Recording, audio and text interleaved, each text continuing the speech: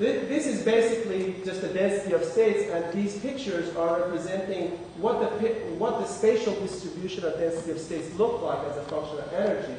And in the middle here is where you're supposed to be right in the middle of the lambda level. And one of these pictures, I forget which one, I guess this one, is the one that has this sort of very complex pattern which they attribute to being at the onset of the state being delocalized. So is there a fit to that equation? Is that, oh no, this is not, this is just raw data. Now, a lot of these systems, for example, the quantum Hall systems, are systems in which they're very, very clean. So you don't get into this regime where it's very difficult to see critical phenomena because you have to observe the system on very long lengths. The other thing is that they're very mutually interactive. So from the perspective of someone else interested in interaction, these are known as exciting. So we've been doing an experiment on a doped semiconductor for the last 3 years. And we have stumbled upon how we can actually visualize this process. And we've learned quite a bit from what local measurements can tell you from being on the verge of being localized. So these experiments have been done on gallium arsenide that's been doped with manganese. Manganese does a couple of things. First, it contributes an acceptor state to this compound. And the donation of this acceptor state drives the system from being an insulator to a conductor. Okay? Now, it's unusual in that manganese acceptors are very, very small. They're about 20 angstrom in size, so you need to put quite a lot of them into the system in order to cause a metal insulator transition. So what happens is that near the metal insulator transition here, you have quite a bit of disorder in the sample. Okay? So these are, the characteristic length scale of the system is very, very short because of amount of manganese you've got to put in gives rise to a very disordered electronic system. Now the other thing that happens is that the sample becomes magnetic as you put manganese in. But it becomes magnetic right near the metal insulator phase transition.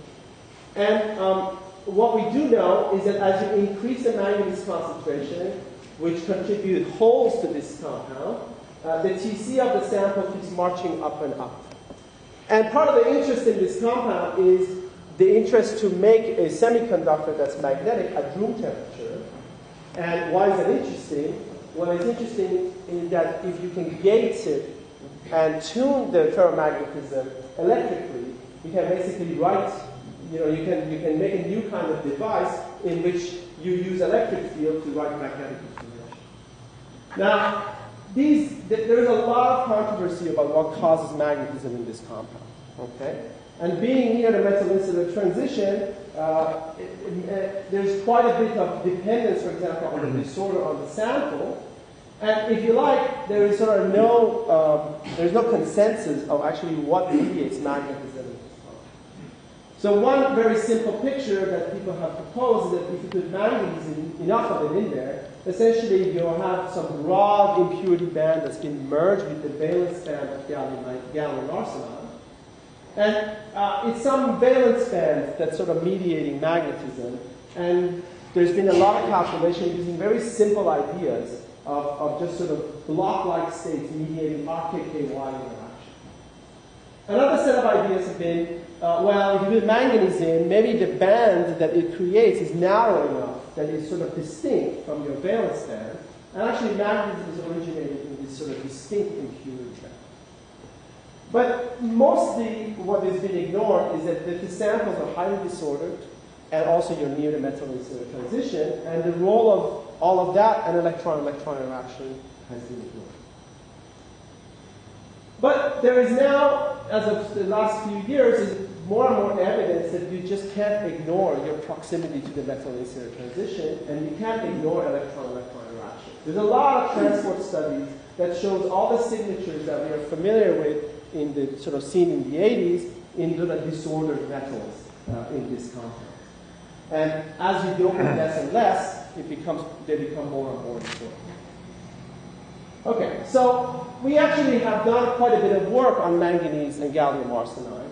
A few years ago, we found a way in which we could actually use the SDM to dope gallium arsenide one atom at a time with the SDM, putting manganese in the surface layer and basically making different kinds of pairs of manganese that were interacting with one another. So we already had quite a bit of experience at the single impurity level, if you like, just studying a single acceptor and how it interacts with its nearbyes. But we wanted to look at a ferromagnetic sample with quite a lot of manganese in it. And this is where we started working with David Oshalan, and we had to design a sample which you could do these STM studies on. Now, normally these samples are grown by MBE, and these high-resolution instruments can't be hooked up to an MBE machine because of all the complications of vibration. And you can't easily expose these samples in a clean way to STM experiments because the way they are grown, basically, is very difficult to cleave them like the work we've done in the cuprates and other compounds. So what we did is that we designed a sample and found a way in which you can actually cleave the sample in cross-section to look at the edge. Okay? So the samples are grown basically in the normal way as you would grow an MBE sample. There is a substrate, in this case, this is a conductive substrate. And you grow a buffer layer and put manganese, gallium arsenide, you grow it with MBE. And you cleave it. And now you have to find this edge. You have basically a 2,000 angstrom film, and you're trying to find its edge with a microscopic tip. The process of which is like finding a needle in the haystack, sort of blindly coming in with your STM tip and finding that edge. But after a bit of work, we actually have succeeded in doing this and actually have gotten the first look at what actually the electronic states in these disordered semiconductors look like for the first time. So here's an STM topograph of manganese-doped gallium arsenide. This is a very large field of view. I should have probably showed you, for comparison, a clean gallium arsenide sample. Maybe that comes up actually later in the talk. You can kind of see this atomic lattice in the background where there is large density of states near the impurities. And you can see, of course, lots of little dots in the sample. Now, you can do a whole zoology of these defects. In fact, you can categorize them by what they look like in STM topograph.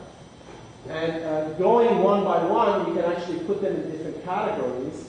And having the experience we've had with single manganese impurity, we can actually identify what defects what are these individual defects. So we can identify manganese in different layers. We can actually see 4 layers down into the sample because the semiconductor is very poor in screening charge. We can actually look down inside the material. And the main defect that you see is what we call the arsenic antisite, because the way to grow these samples, you have to use low temperature MBE, and that's what gives rise to these defects. And you can take these experimental data and make a reasonable comparison to a tight binding calculation just from putting in the details of what a manganese defect would do in a gallium arsenide, putting all the band structure. You can get a lot of the details of the shape, the anisotropic shape of each of these acceptors. And we can also show, this is actually something that's actually useful to the people in this community, that when you put the dopants in this sample, essentially there is no clustering going on. The manganese don't cluster with one another. And you can do that by doing the statistics of where all the defects are. Okay. Now, the question is, what is the electronic structure of this sample? Now, fortunately, because they are very complicated to prepare, just like described, there's essentially no high-resolution photoemission spectroscopy on such samples. So here's what our sample looks like. It's grown on a buffer layer of gallium arsenide, which is doped with beryllium to make it conducting. You can kind of see what a ferromagnetic sample looks like in comparison to sort of a good metal in terms of a good doped gallium arsenide. So now if you take a line across this field of view and do spectroscopy, you can kind of see what manganese does to the electronic structure of this material. So this is the IBV plotted versus voltage. The colors basically represents the height of the density of state. This is your valence band. This is your conduction band on this side. This is your gap of gallium arsenide. Down here, you don't really see much in the gap of gallium arsenide because beryllium is a very, very shallow donor, acceptor. And then as you put in manganese, basically you can see that there is lots of states that are appearing inside your gap of this semiconductor. Now, as you put more manganese, so this is 1.5%, and let me mention that the metal insulator transition is supposed to take place somewhere around 2% in this compound. Okay?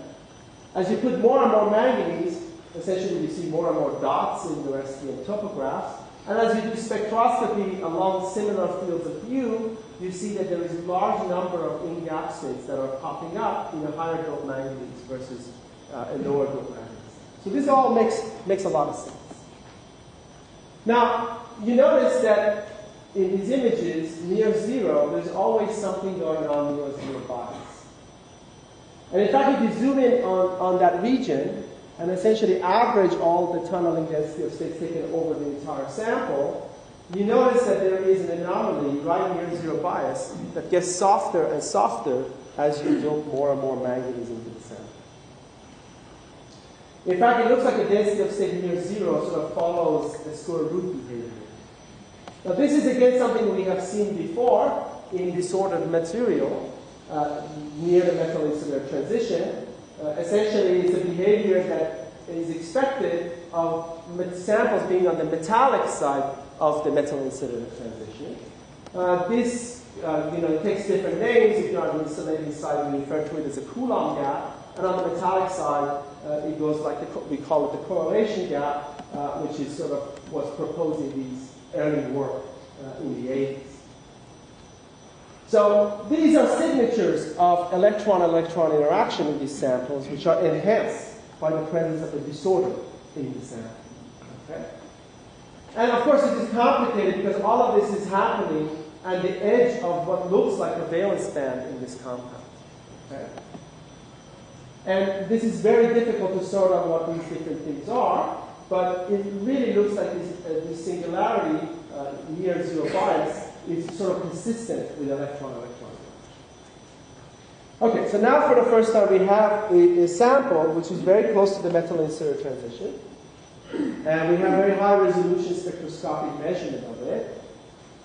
We see evidence of electron and electron interaction in the spectra.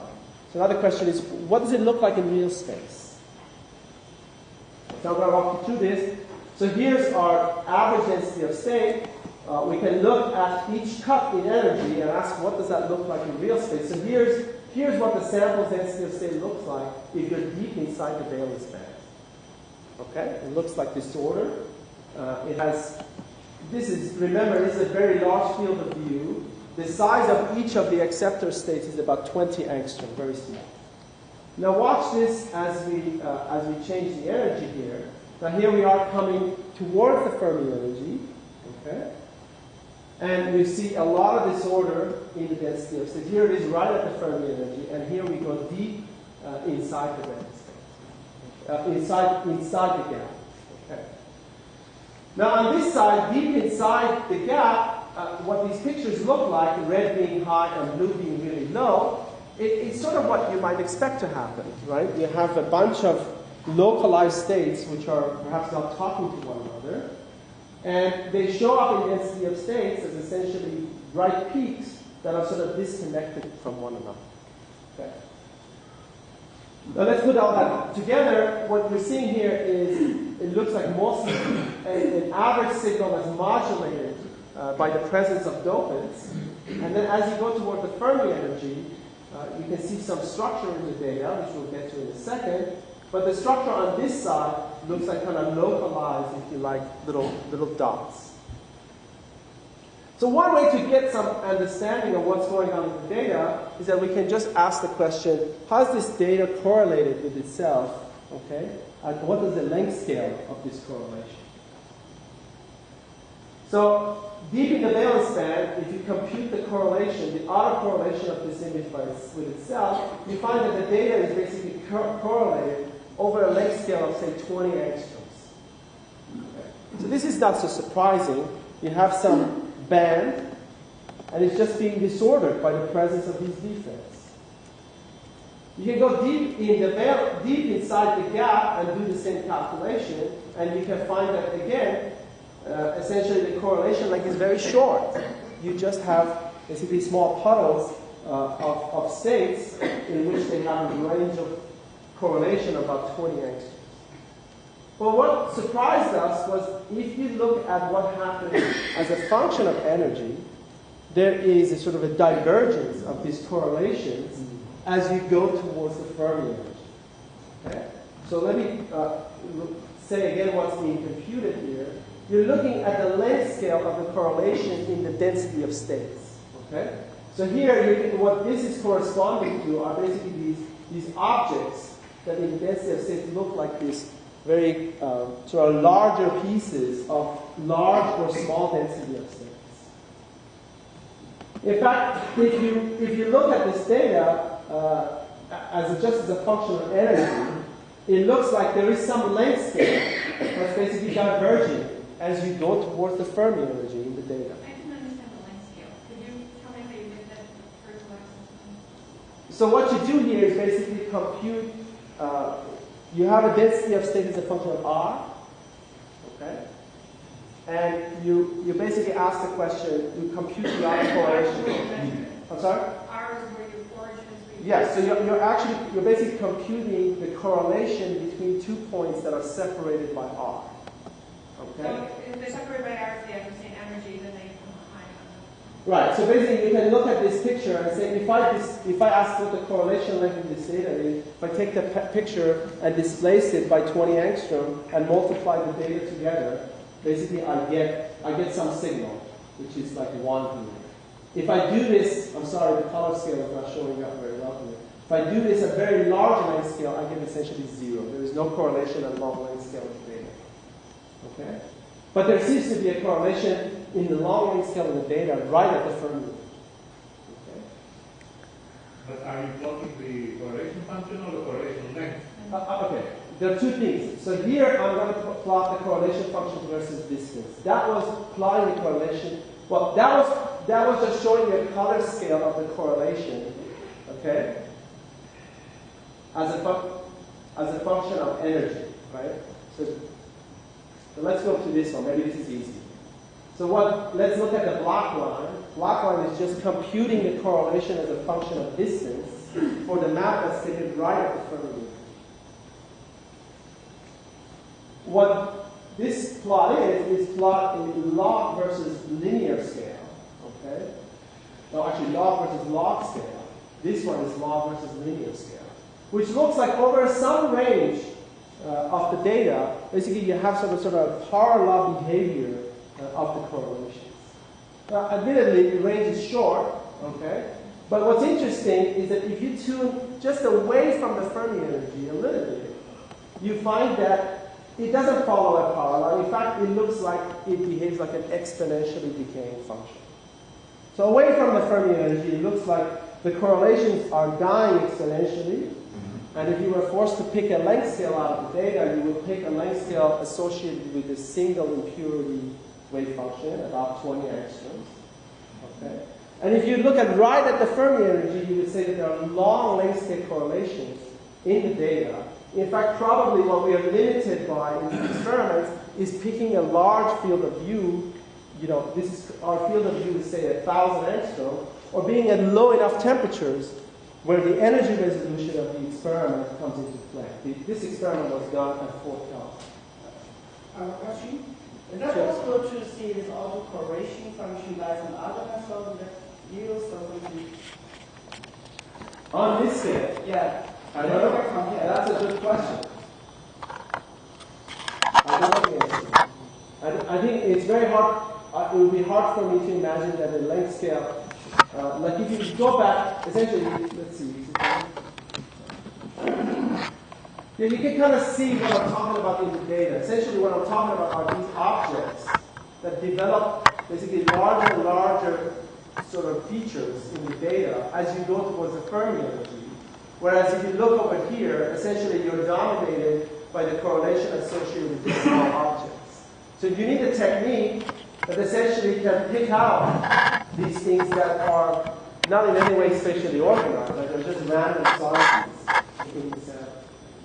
So you follow one does the same thing away from the verge and keep you there, or you tell us? Okay, good question. So the question was, what happens is you basically change the doping in the sample. So the sample I showed you essentially has this upturn at very low temperatures. Okay? And its resistance is not large. Now we can look at another sample which has, let's say, 5% doping. Okay? Now this has a much lower resistance, not a hugely lowest resistance, but much lower resistance. And the resistance basically comes down. And this is actually the feature you see in a lot of magnetic, sort of, in magnetites and other types of systems, in which there is some sort of a peak in the resistance right at the onset of going ferromagnetic. And you can almost make out a peak here. This sample is also ferromagnetic.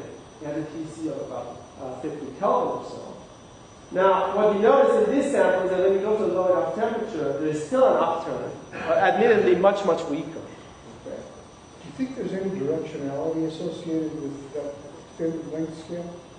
Or is it homogeneous? So what we did is we radially averaged it to plot it. But I think we looked at it in different directions. If you were to look at a single crystal, This is a single crystal. and you think that there is any homogeneity in the directions? These are rather large lengths, and I think we have done that analysis, and I think the answer is no. Okay. Okay. Oh, so I went by. So here's a sample here's the sample I showed you, and now if you increase the manganese concentration, you still see some remnants of enhancement of the correlation of the data near the Fermi energy. But admittedly, things are looking rather broad as you increase the manganese concentration.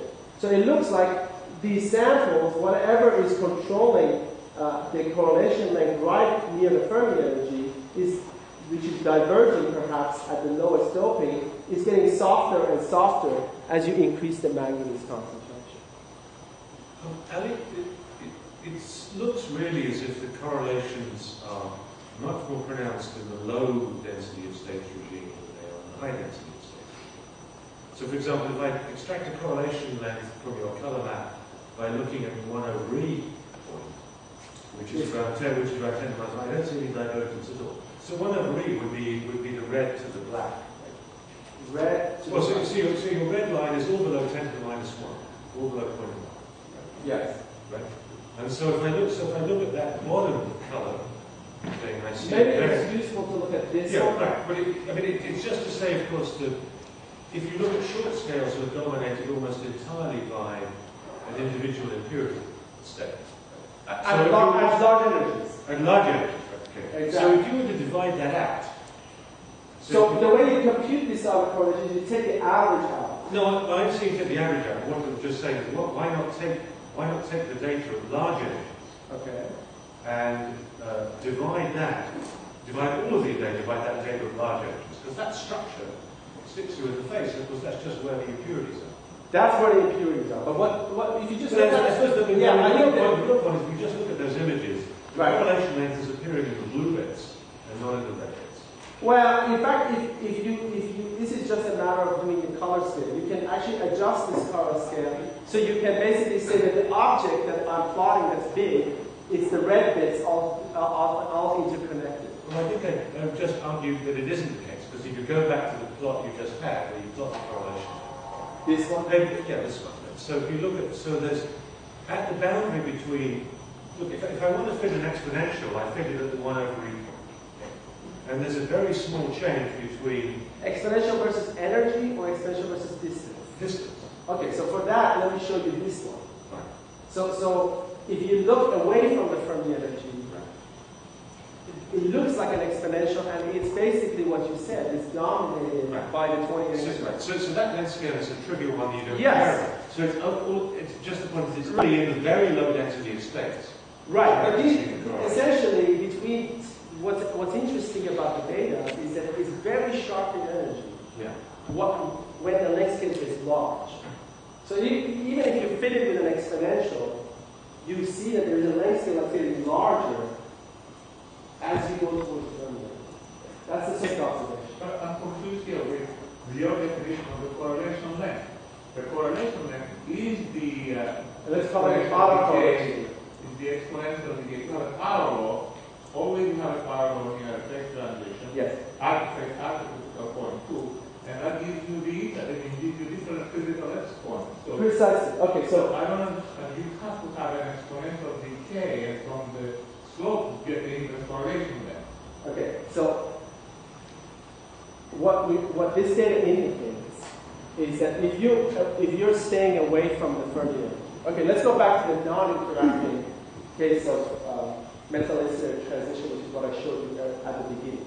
Essentially, what you would expect is an exponential decay if you're away from the mobility edge. Okay? And at the mobility edge, you have no length scale. Okay? And this data behaves just like that. If you're away from the Fermi energy, and this is what's odd about it, if you're away from the Fermi energy, it behaves just like an exponentially decaying wave function. But for some reason which we don't understand, at the Fermi energy, which is not the mobility edge, okay? Here it seems like electron-electron interaction are sort of tying everything to the Fermi energy, and it's giving you this sort of parallel decay of these correlations just at the Fermi energy. So there is no length scale in our data, if you like. That's basically that's what these data suggest. Okay. And what is, just to reiterate the point that I was trying to make, this goes back to Peter's point, is that these sort of large objects that we see, if you like to look at it as a suppression in the density of states or the enhancement in the density of states, essentially is limited to the region in the data where we have strong correlation, giving you this sort of V-shaped density of states. Okay? And this is something that makes us think that perhaps what we are measuring here is not just sort of, if you like, the wave function. We're measuring the quasi-particle excitation of an interacting system in a disordered potential, and what we are finding is that there are the characteristic length scale associated with those excitations. Basically, it's very long, right at the edge, right at the front. How general do you think this phenomenon is? Do you think it's just one or two specific materials? So we've done this experiment on a number of different samples, like beryllium-doped gallium arsenide. And we have not seen anything at the Fermi edge. And what we are looking for now is basically go to a system where the mobility edge is well defined to see whether we can tune right to the mobility edge there, which would be the analog of this experiment in the non-interacting. Okay, so there are other things that we can find in the data that tells you that there is something very special going on at the Fermi. What you can look at is essentially the distribution of the density of states at different energies. Now, what this is a histogram of the density of states plotted as a function of the different values normalized by their average. And what you find is that if you're deep inside the valence band, you have basically a Gaussian distribution of the density of states. Okay? And in a sense, that's sort of what you would expect. You would expect that if you have sort of a band of particles just basically scattering off of random defects, you end up with a Gaussian distribution, and nothing very much is special about that. That's just what you expect of extended states. But now, as you look at the distribution, as you go close to the Fermi energy, these distributions start to develop a skew more and more, and they become very log normal as you go right at the Fermi energy, which is what's shown here. Okay? So one thing we can do is we can plot the distance between the peak and the mean in the density of states as a measure of how skewed is the distribution. Okay? And that gives you a sense of how the distribution has gone from Gaussian to log normal. And here's basically the distance between the mean and the peak, basically distance between the typical value and the mean value. And you can see that there is an anomaly that you right at the Fermi energy, which is essentially, sorry for the color scale again, essentially the same region in the density of states where you have this sort of electron-electron-like interaction signature in the data. There, you seem to have gone from being Gaussian to being log normal. Okay? Now, log normal distribution is something you expect to see when you're near a metal-insulator transition. It's been, for example, predicted to occur, for example, in conductance Because log normal distribution is something that comes in when you have multiplicative probabilities, basically, together.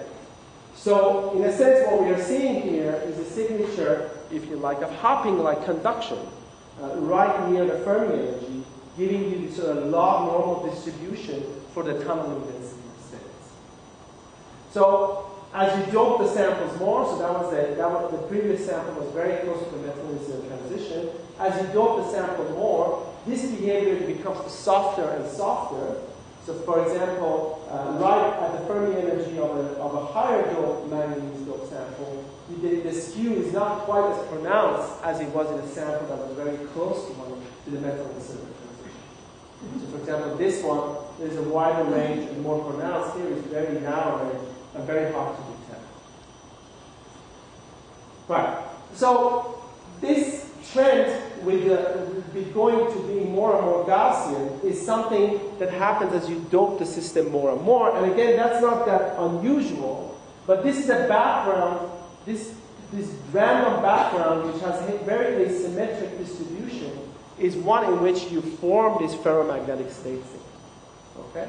So the consequences of these experiments for the mechanism of magnetism in these materials is such that the magnetism is mediated, what it looks to us, as really spatially inhomogeneous states. Okay? This is just, without any analysis, you just look at this data. These are the electronic states right at the Fermi energy. They're extremely disordered, and that's what's mediating magnetism. And the log normal distribution of the density of states that you see in the data is indicative that there is some sort of a hopping-like conduction going on in the sample. And the magnetism is sort of turning on right where you have this sort of hopping-like conduction. And it becomes softer and softer as you dope the sample more. But that's where the magnetism begins. All right. Now, yes? Do you think it's frozen magnetism? Do you think it's islands of ferromagnetism? Well, right. So this actually raises a very interesting question. So if you look at this picture, if I showed you a STM topograph of the same area, there are plenty of dopants in this region, okay, where it's dark. The dopants are just randomly distributed. But if I look at the density of states near the Fermi energy, there is hardly any density of states in these regions.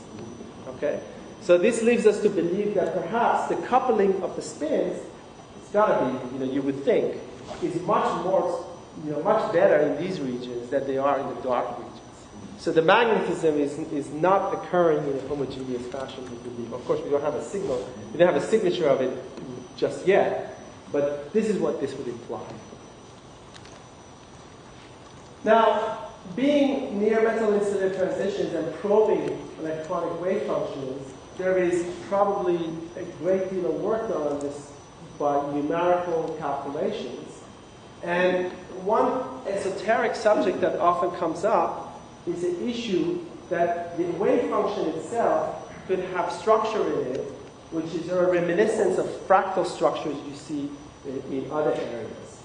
So, as you go close to the phase transition, right at the phase transition point, you don't expect to have any scale in the data. You expect to sort of scale in there. That's what I was going to ask.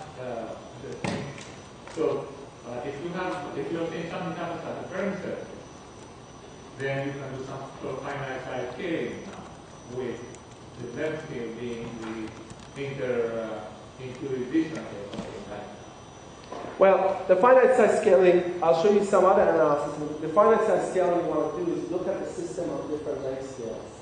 Can you do that? We're limited by the size of our sample, which is thickness is basically 2,000 angstroms.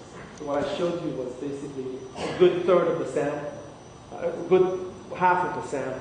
So in principle, one can go do that. But even if you don't do that, you can look at these type of analysis and ask, is there some sort of structure in the data that indicates some sort of fractal behavior? And there are well-developed way of looking for it. For example, the expectation is not so much that you get just a fractal object. You actually expect to get a multifractal object. And let me try to explain why that is. So you can think about having the wave function at some site, and now you can look at basically how, essentially, as you change the length scale over which you're looking at the system, how this wave function will scale as a function of radius, if you like. So what you can do is, here is basically the data, okay? You can take the data and ask, okay, if I take these pixels and average them over some range of pixels, okay, and I plot a value for that average, then I get this other pixel, this other image, and I can keep doing this averaging over locally in the data to find a way in which, for example, the wave function scales as a size of the averaging that I'm doing, okay? Now, if you have an extended state, essentially in a two-dimensional image of an extended state, what you expect is that the parallel would basically be 2, right?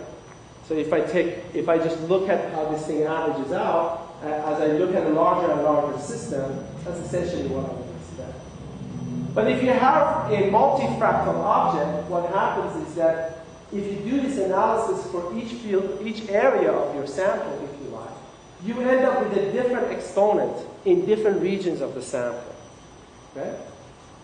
So here is, for example, the map of which that shows you how the different position of your sample basically scales, the intensity of density of state scales as you change the averaging, sort of coarse graining. Okay? Now, a multifractal object tells you that this map is actually made up of different objects. Each one of them have different, basically, exponents themselves. Okay, so it's not just one object in here. You have many, many objects inside here, and each one of them essentially scales with length in a slightly different fashion. Okay, that if you add all of these together, basically you recover what your data will do. Okay, so what in this field, basically the object that you're after is what we call the multifractal spectrum, which gives you essentially the spectrum of different exponents you can have in the data, and describes fully how the data scales with distance, okay, with coarse graining. So there are lots of different ways of computing this multifractal spectrum. Essentially what you're looking at is the moments of the wave function. Now you're familiar with one of these, which is the inverse participation ratio, which is, for example, Q equal 2, is one which is typically used in sort of metal insulator phase transition ideas. But there are, from other parts of sort of the field of fractals, there are very well developed ways in which you can use to compute what the fractal spectrum of the data will be. So let me just jump to the conclusion and tell you what are you looking for. If you have a boring looking object, essentially it will scale like the dimension of that object, right? So if you went and computed your multifractal spectrum, essentially you will get the dimension to be sort of peak and singular at a single value which corresponds to the dimensionality of your measure. So if you're talking about wave functions, for example, if they're metallic and living in some d dimension, if you could compute somehow this multifractal spectrum, you would just get a single value right at d equals to, the spectrum will peak right at the dimension. But if you have a multifractal function, which is coming from, let's say, a wave function being near critical, what you would find is that the multifractal spectrum actually peaks not at the dimension of your data, but somewhere away from the dimensionality of your measurements. Essentially, this is the quantity that tells you that you've got some multifractal in your data. And the width of this contains a lot of information, which I'm not going to get into the details of. But there are ways in which you can compute this, and we've actually followed the use of a technique that was used, for example, in turbulent flow, to compute f of alpha for our basically conductance maps. And what we found is something that looks interesting, that's worth pursuing. If you go deep inside the valence band of any of our samples, no matter how far they are near the metal insulated phase transition, and we compute this f of alpha, which tells you how the data coarse grains, basically. Essentially, you find that everything peaks around the value of 2. It's essentially telling you that you have a continued extended states, nothing special, just scales with the dimension of your map. But if you look at what the wave function looks like right at the Fermi energy, okay, where you have these objects that look like they have very long length scales, and we have log normal distribution of density of states, we find that more and more, as you go towards lower and lower doping, this spectrum has a peak which keeps continuously shifting from the dimension of the map. So this is essentially a signature that you'll be looking for if you had a multifractal object, which is coming from being at the phase transition and having a scale invariance. The two go hand in hand. And the question is whether we can really keep pushing this to really make this difference between two, these are very small differences, large enough to really convince ourselves that you really have a multifractal spectrum. So there is quite a bit of work in sort of what these wave functions should look like at criticality. So I'm running out of time, so let me summarize. So what we've done, this is something we've been working on for several years, is to look at what electronic wave function look like on the verge of being localized in a system where we can tune towards the metal insular transition. There seems to be these long spatial correlations in the density of states. Perhaps this is not so surprising, even though that we're getting close to a phase transition. What is surprising and interesting to us is that these are tied to the Fermi level. And this indicates that this is an interacting problem. There is no mobility edge somewhere nearby that your divergences are tied to, which is what you would expect in the non-interacting case. And maybe what we are looking at is these critical correlations on the verge of localization in an interacting system. And these go together with a number of different signatures that tells you that your system is becoming scale invariant, even though you're looking at real space pictures, and that's for the first time we've been able to see these in real space. So let me tell you what I see now, the future of what we're going towards in a number of different areas. I'm not going to take much time here, except I want to point out a couple of things we're working on, actually in connection to this and other systems. I think that one of the futures in this field is developing the technology to make measurements of magnetism directly on the atomic scale. Now, this is something that's actually been fairly successful in the STM community, looking at simple systems. So, for example, here's a surface of chromium, and what we have here is a chromium tip.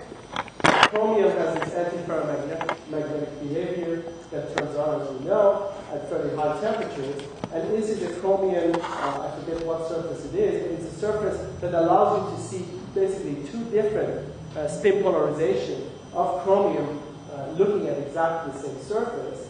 And what happens if you look at it with a chromium tip is that you find that some of the steps basically have a long height. And this has to do with basically the spin contrast that comes in from using a chromium to make the same measurement. Essentially, the density of states has a component, which is a spin-dependent tunneling matrix element that comes into the data. So these kind of experiments this is sort of our starting point into trying to use spin-polarized tools to actually make measurements of correlated systems.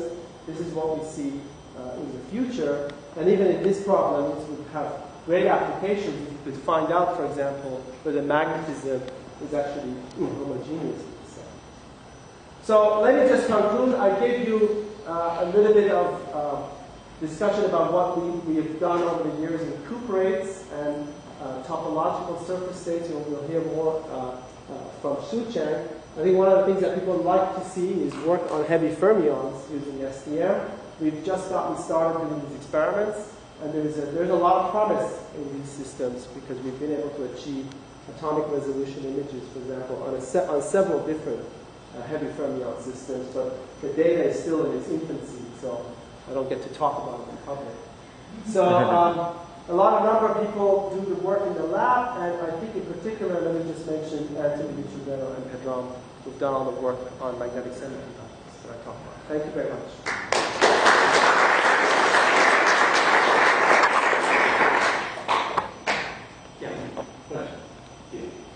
So, two questions. At the beginning, you posed a couple of simple models, either kind of smearing into the band structure of the material or a separate security band, and I wondered whether your data would suggest either one or neither. I think both of them are probably not all right. So one of them is certainly wrong, which is that you're not looking at any kind of sort of block state mediating band. That's just wrong. Based on these studies. Yeah. But the fact that you're getting this sort of log normal distributions maybe indicates that at least the nature of electrical conduction, which I would hope for tunneling density of states, which I think relates to how the carriers talk about them, how the things talk about them, suggests this log normal distribution, which I would indicate it has an impurity band-like picture. Except you're not really talking about an impurity band that's really blocked out. The momentum of is really quantum. And we're used to, I think, special things happening at the Fermi surface, or the Fermi energy. Contour resonance comes there for reasons that we know. In Fermi liquids, the scattering does certain things for reasons that we know. In the theories that you might appeal to for this system, is there something to make the Fermi energy special that you know of at this point?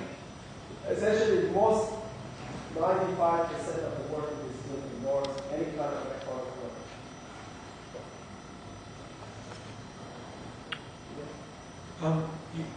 You use the word density of states as if that's what you're surely measuring. Are you confident, given all of these correlation effects, that, and in particular, seeing this not normal, but really it is a conductance distribution rather than density of states, that, well, exactly what are you measuring, you think? It's a good question. That's always what we ask you. What are we measuring? So we've done a few experiments to address that. So we worried for a long time about conductance paths. So you tunnel from the STM, you tunnel out somewhere. The system has a very large, very low density of states. How can you be sure that you're not bottlenecked by the current path? So we made samples with different thicknesses. And in fact, you could see that if you make the sample extremely thick, at the very edge of it, you could see some sort of being away from a contact.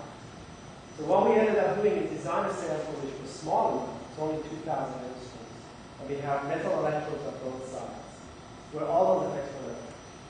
So that gives us some confidence that what we're seeing is not related to conduction to the other side. But there can still be local correlation effects. Sure, right. I mean, we're measuring density of states we are measuring differential conductance, and the other part is when you look at the single impurity. So the single impurity, what we see works really nicely with what one would calculate the density of state of a single impurity. These images that we've actually published years ago really fits well with these models. So at large energies, again, that works. So you're not seeing any correlation effects associated with charging of individual dots? You can imagine atoms as a dot, so that's right. So you don't see that? Because we tend to stay away. It tends to not work. STM breaks down. You crash into a sample. If you can't pull enough current through your sample. Essentially, we have worked on samples that happens, and probably that's where you would see those charging effects. And these samples are non. Did you say at what concentration the no-insulate transition was? There is some controversy because of how you make the samples. It's around 1 to 2%, but I showed you that this 1% sample has a resistance that seems to rise as you cool it down. And the 5%, the 3% actually I didn't show you. It's around. That's the bulk resistance. That's the bulk resistance. These are very small dopants, so you need to dope a lot. I think that something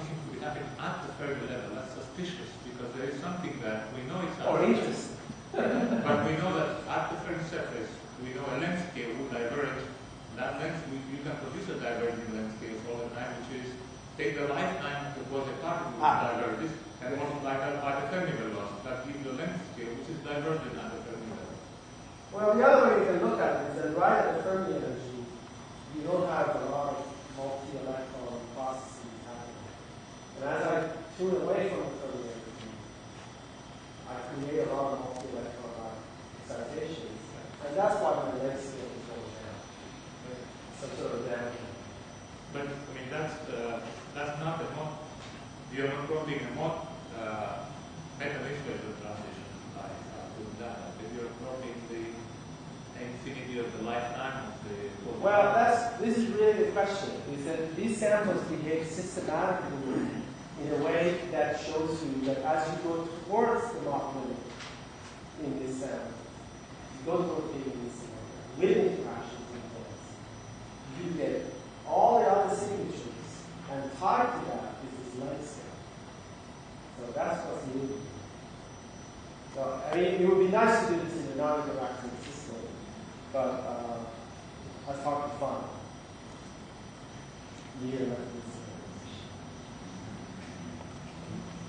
Do questions bother you about how you're implementing density states in this semiconductor system that's kind of correlated? Why you, I mean, are you really, this goes along with your question, and, you know, I've been asked that many times because of Harrison's theorem, and I found a way to get over a strong correlated systems. No, that doesn't work at all. Why does it work? Well, I think, you do a number of tests. I mean, it is true that we measure the differential conductance, and it has matrix elements and all kinds of things. And then divide that in a simple. And I don't think matrix elements and things like that will change on the scale of 10 millimeters. So what we're seeing is something But if happening. you were going to do this in gallium arsenide, Oh, we have done it. you wouldn't see any density states. Oh, yeah, we see plenty of density states. We see valence band, conduction band, and if you build it enough, you can see the density state right at the Fermi energy. So how do you get around that? Oh, it's all here in the data. Just what I focused No, is. but how do you get around that the carrying velocity doesn't divide out the density states? Oh, well, in the SCM geometry, actually, strictly speaking, that theorem doesn't apply. So it's because you're not using a Momentum one-dimensional is model. Go ahead. So, Ali, you talk about mechanism of magnetism, right? One thing people have proposed is the double exchange mechanism. Does this work shed any light on whether this is a viable mechanism? Well, double exchange. Kind of mediated by the conduction electron. Yeah, so in order to get the maximal bandwidth, you like align the moment. So a lot of these ideas are very simplistic. Yeah. Basically, they say I have a valence band. The wavelength is long. Yeah. I put one impurity here. Yeah. I put the other one. Yeah. I'll be in the Yeah. first hump of the RKK one. Yeah. I think looking at this data, I would be hard pressed to see how that would work. I mean, the density of state at the Fermi energy, even if you were worried about things like conduction paths, this experiment tells you that the coupling is very inhomogeneous and is happening in these clusters. So I think you need to include this and the proximity to the metal-incident transition. So there are people who are proposing, there's a couple of papers proposing kind of mechanism of magnetism near the Mach limit in the hopping regime, how you can still gain ferromagnetism in that limit. So probably that's where it needs to, one needs to look at. Well, I think we'll have a 10-minute break and let's thank Ali for a great talk.